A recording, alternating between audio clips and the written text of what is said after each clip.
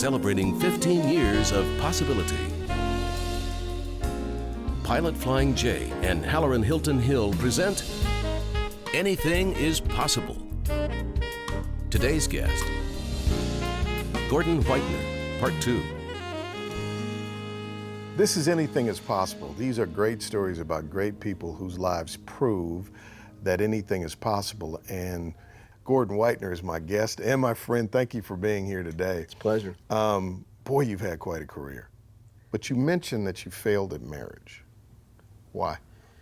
That's a great question that I've reflected on many times. It's still very emotional for me because, I think, as most people that, I remember somebody said to me when I was going through my divorce, there'll be two kind of people. There'll be people that know exactly what you're going through, and then there'll be people that have no idea. They'll think you have three heads. And I experienced that. I think, the failure really, I would just personally rather take the accountability. I married the company in a lot of situations.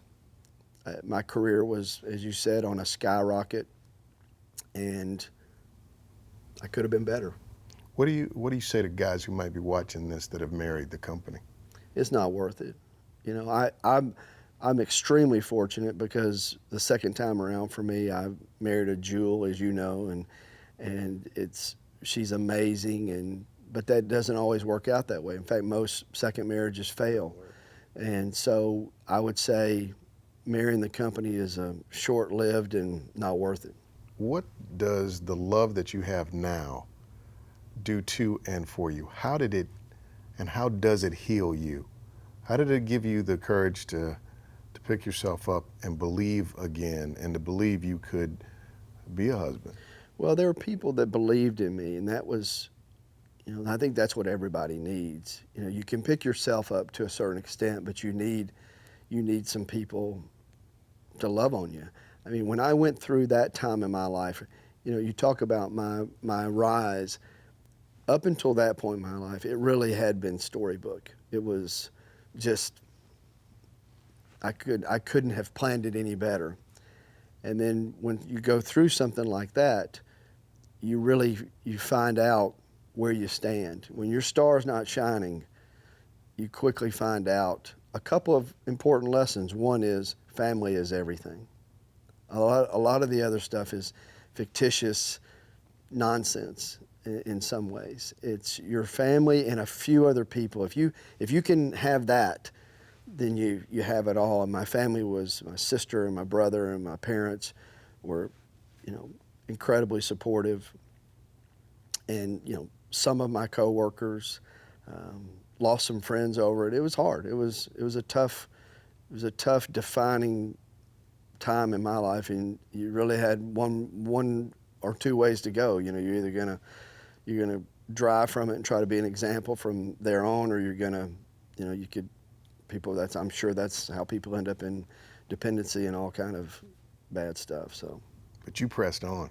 I had to. I mean, I had a daughter that I love and loved and just wanted to make the best path for her. Had no idea what the future held, and there was never a second thought about it's time. You just move on. Let's take a break. When we come back, I want to talk about being a father. I want to talk about your second marriage, but how it just brought you back to life, the force of that love in your life. And then I'm downtown Knoxville, and I'm looking across the street, and there's Burt Reynolds. And now you're producing movies. What in the world is going on?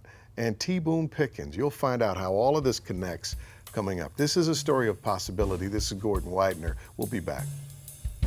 Possibility powered by Pilot Flying J, Covenant Health, Home Federal, and the Knoxville News Sentinel. Coming up. I read the script, Susie read the script, and we're sitting there in bed one night just boohooing reading this script. It's fantastic. Even though I knew nothing about what to do next, I said, let's go make this movie. Gordon Whitener is a possibility person.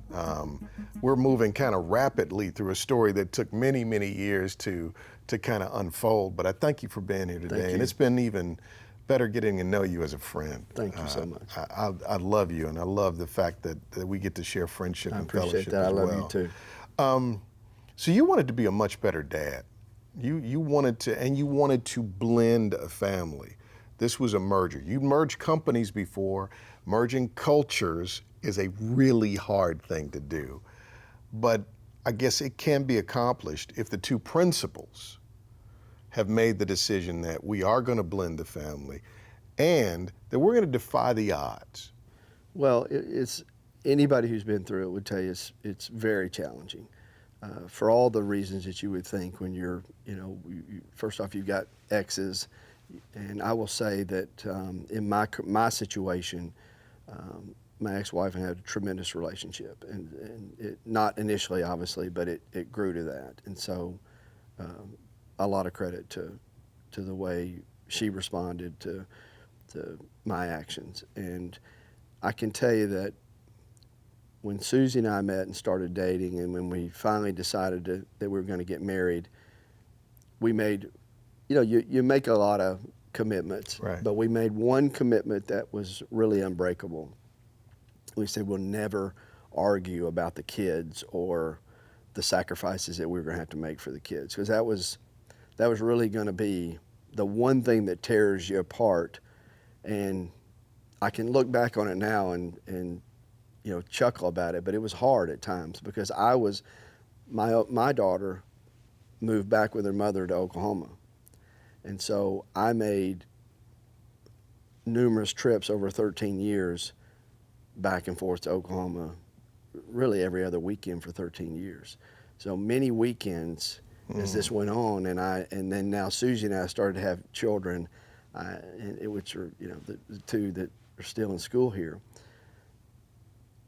I would leave her with 4 children for a whole weekend, and I would be in Oklahoma and nary a peep about it, not one ill word ever about it. And that kind of sums up, who I'm married to and the commitment and like I said, she's amazing. T. Boone Pickens. What in the world? So, I was very fortunate, as I said earlier, to have served at Oklahoma State for a while, and T. Boone is obviously a very famous Oklahoma State alumnus. And I'd gotten to know Boone over the years, and we became friendly. Just a good guy. And so when I sold Action Sports Media, I was really trying to figure out what I wanted to do. So I thought, I'm going to run around and talk to people that are smarter than me and, what should be next. And so I flew down to Dallas and was sitting with Boone talking about it. We were at dinner one night. And he said, what do you want to do? And I said, well, I'm not really sure. I think I'm going to go it alone, start my own company again, and which we did, called the Whitener Company. And I said, I'm going to help people and do things and invest in things. And so he said, I've got some things that are non-oil and gas related. Would you mind just taking a look at them and maybe helping me with them? Your story is so crazy because you keep running into people who you're going to them and then they turn around and say, well, why don't you just run this? Well, and he was, and so I've been doing that quite a while now for him, and he's and obviously being in his presence, he's a great American who's done some, amazing things. So it was just been a blessing just to be around him, to watch him. He'll turn 89 later this month. He's a fireball, still at the office every day. What's the number one thing he taught you so far? Perseverance and hope. I mean, this guy is, he would say, jokingly that a geologist is the most hopeful guy in the world, obviously, because he thinks oil is going to come out of every hole, which it doesn't. So I think perseverance. This guy he's had some pretty catastrophic failures as well. Been broke, been rich, been broke, been super rich, made more money than his whole career after he was 70 years old. Wow. So he's, that's it more than anything. And the same theme that just played through my whole life, he's got great people around him. Not including, I'm not, but all these people that surround him were fantastic, and just like it was for me back at Dalton High football or whatever, it's all about the people. How that's what makes it happen. So the Whitener Company, I look up, you got a lot of things going on, but I look up and Burt Reynolds is in downtown Knoxville shooting a movie, and I'm like, and I said, oh no, it's Gordon's producing a film. I'm crazy. That's the best answer I can give you. That would be if you ask my family, that's what they'd say right now. How do you end up producing a film? It's a crazy story. It really starts with my youngest, Molly, had been pestering me forever to go. She wanted to go to LA. She wants to go to LA to school. And so, I'd run a company out there. I'd had lots of contacts over the years. And so finally, a couple summers ago, I acquiesced and I said, you and I are going to take a trip, just you and me. So we went to LA, started making the rounds, and a mutual friend of mine had introduced me to a guy named Neil Mant.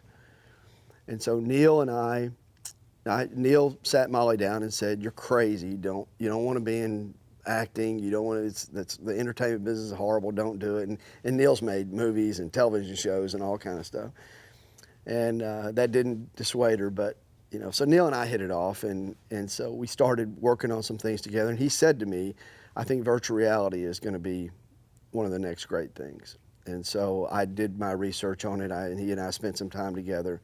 And he and I launched a virtual reality company called Mant VR. And we formally launched it in August, but we've been working on it about 18 months. While we're getting ready to launch this company, he came to me one day and he said, look, he handed me a script and he said, I'm kind of done with movies, but this director and the guy who wrote this, same person, a guy named Adam Rifkin, is very talented. He said, I worked with him on Showtime, and I think you ought to read this script. And Burt Reynolds is attached to this script, and it was written for Burt Reynolds.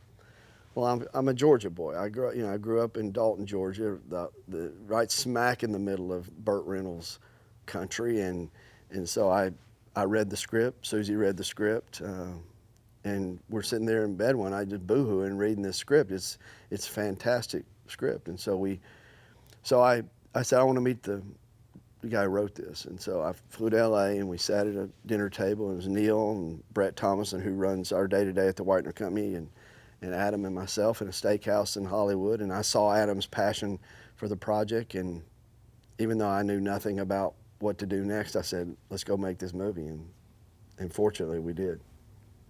That's a very compact way of telling that story. Let's go make this movie, and we did. It costs a lot of money to make movies. Well, and you major... really don't know.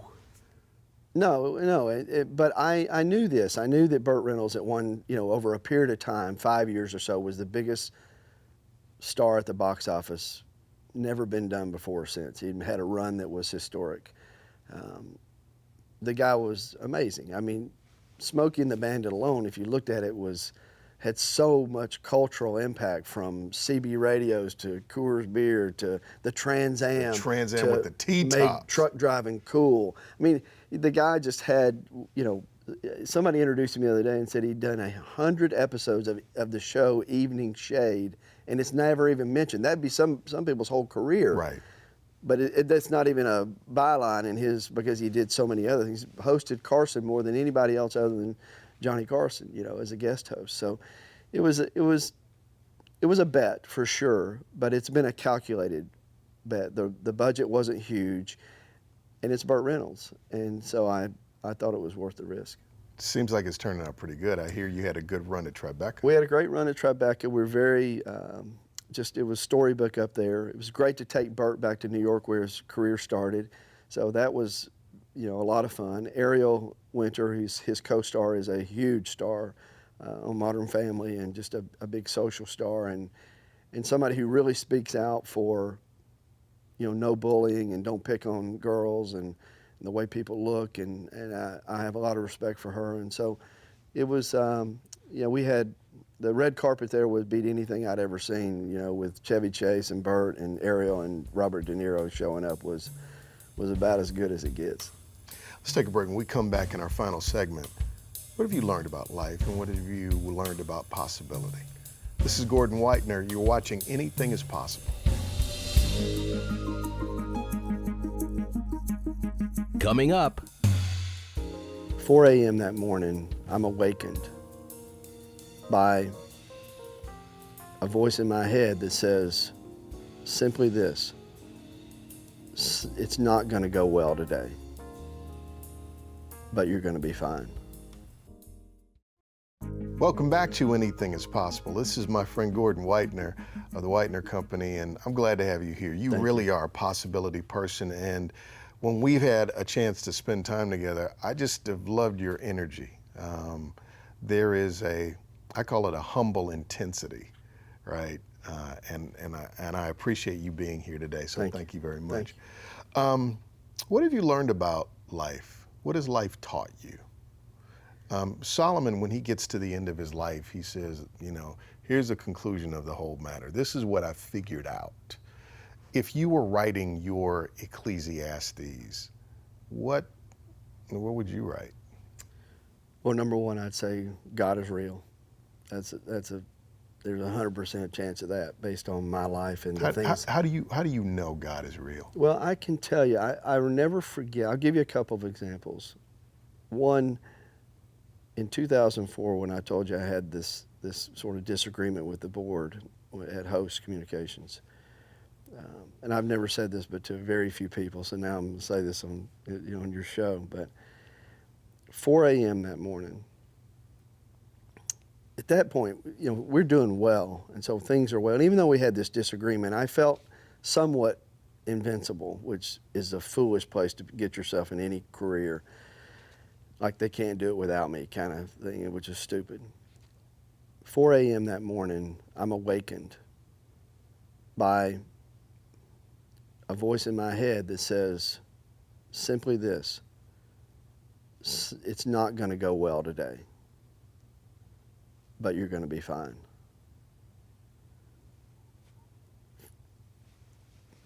Go back to sleep, go to work. Unbeknownst to me, the people that own the company show up and they say,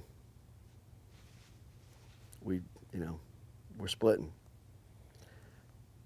And I'll never forget it. I sat there, I put my heart and soul into this company for 2 years, and I was unmoved. I was like, I remember sitting in my chair thinking, with them sitting here, He God, told me. yeah, this is what you meant. Got it. Okay. And I literally stood up, said I might want to make an offer for the company. Thank you for the opportunity. Didn't argue, I just got up and walked out and said goodbye to a few people, and that was that. And sure enough, The second thing is my oldest daughter has type 1 diabetes. And when Susie and I were early married, Macy had come to stay with us.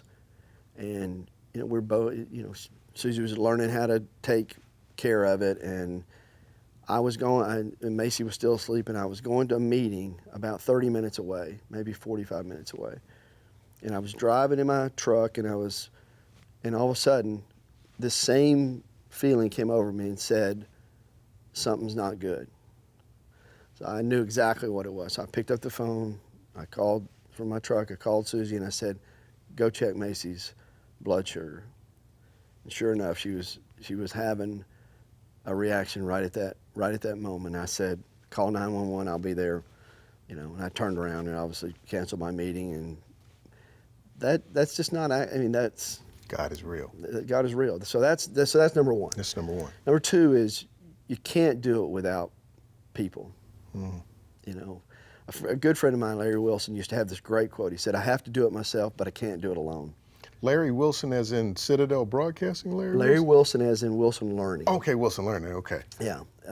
So Larry had a ton of influence on my life in the way I ran companies. But he had that great quote, I have to do it myself, but I can't do it alone. So true.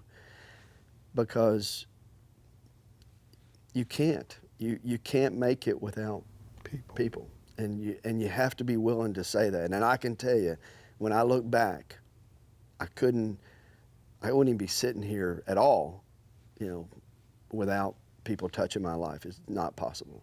I think that there is, those two things are enough to build any possibility with it. Absolutely. If you got God, you've got everything. So 1 plus infinity is infinity, Right. right? But then if you have awakened to the fact that we need each other, that we need people, that it has to be collaborative, it really does make all the difference. And the core of that's got to be your family. Yeah. But I got to tell you, I know some people that, you know, everybody's family's got stuff. Oh yeah. And some people, that's not a opportunity they have. Their family, for whatever reason, is not. So then you gotta have other people around you to pick you up. I mean, for me, that's where it really begins and ends. Is those couple things. I'm not smart enough for it to be complicated, so I usually try to distill things down to a couple things, and that's really what it is for me. It's funny, that's what Solomon ended up doing at the end of his life. He said it comes down to two things. And I think most great people at some point in their life, they really do commit to simplicity. That doesn't mean being simplistic. It means I've got to reduce something to its essence, the main thing, and I got to stick with the main thing. Yeah, I mean, look, you know, because you and I've discussed it before, life is a journey. It ain't always pretty. It's tough. It's hard. It's harder for some than others, and I can't explain that. You know, all I can do is try to do the best I can do for the people that I can touch, one way or the other. I think your life story, your family story, is a real story of possibility that you can turn and make a new chapter and make something new possible. So thank you for being here today. It's been a real pleasure. Thank you. We'll see you next time on Anything is Possible.